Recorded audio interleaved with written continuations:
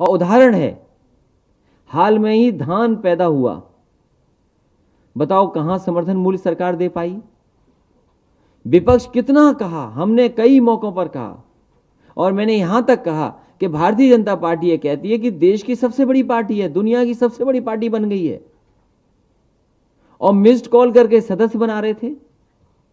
हमने उन्हीं भारतीय जनता पार्टी के लोगों से कहा कि कम से कम कोई ऐसी जगह बता दो, ऐसी जगह किसान फोन कर ले, मिस्ड कॉल कर ले, जहां पर उसको समर्थन मूल्य मिल जाए।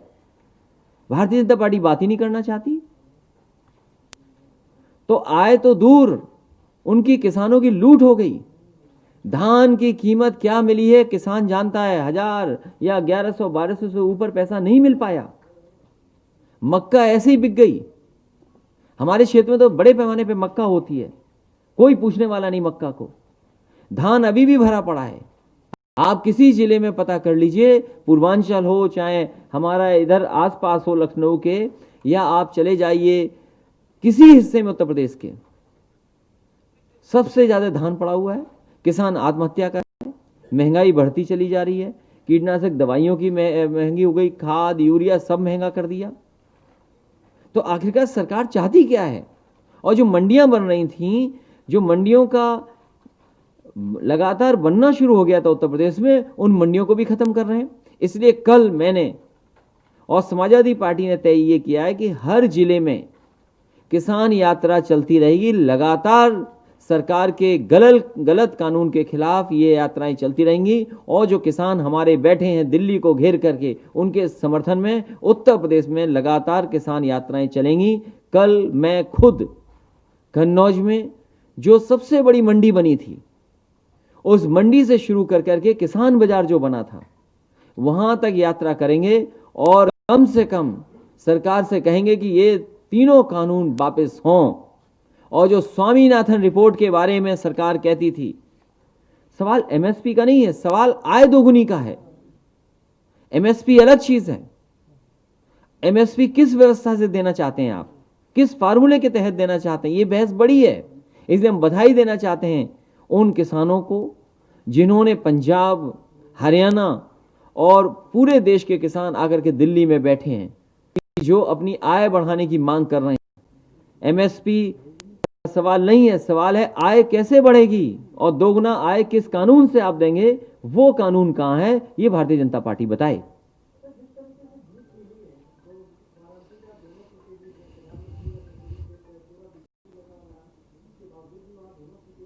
ये आपने कम कहा, बीजेपी लगी रही, अधिकारी लगे रहे, पुलिस लगी रही, और जब मन किया तो बैलेट पेपर भी खराब कर दिए,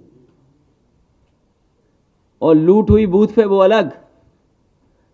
जो बूथ पर जिस तरह का सरकारी इंतजाम था, केवल भारतीय जनता पार्टी का वोट डालिए। अगर ईमानदारी से चुनाव होता तो समाजवादी पार्टी अभी और सीटें जीत जाती। और देखिए बैलेट का कमाल देखा ना आपने, यही तो मांग कर रहे थे, आम जनता यही मांग कर रही थी। बैलेट का कमाल देखिए, ईवीएम को हरा दिया बनारस में,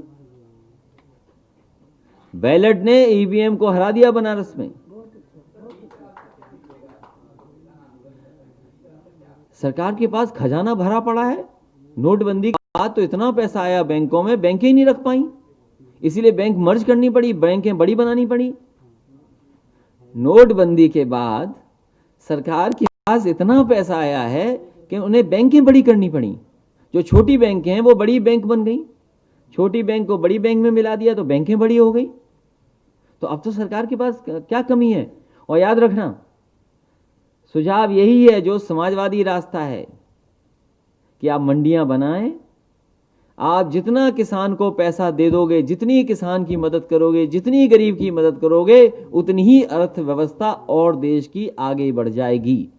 आप गरीब की मदद करिए, किसान की मदद करिए, मजदूर की मदद करिए, आपकी अर्थव्यवस्था अपने आप दुनिया के दूसरे देशों को पीछे छोड़ देगी।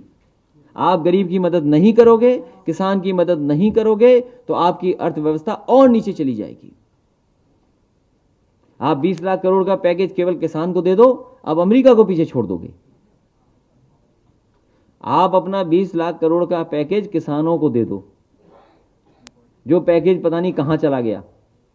अगर कहीं किसी को नहीं मिला है तो कम से कम उस पैसे को बचा करके किसान को दे दो, अपने आप भारत की अर्थव्यवस्था अमेरिका की अर्थव्यवस्था को पीछे कर देगी। नमस्कार, मैं हूं मानक गुप्ता।